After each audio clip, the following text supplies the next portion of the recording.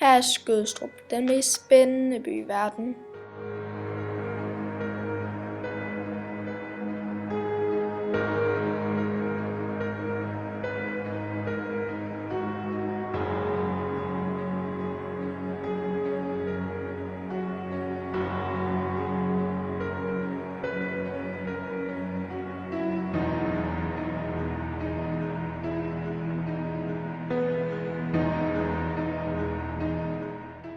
Her ser vi nogle børn, de har det rigtig sjovt.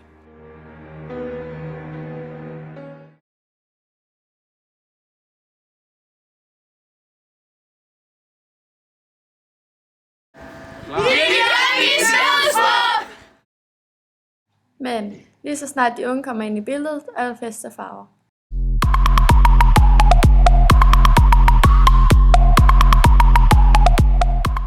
De unge de kan bedst lide at være sammen med deres familie og venner og dyrke meget sport og fest i weekenderne.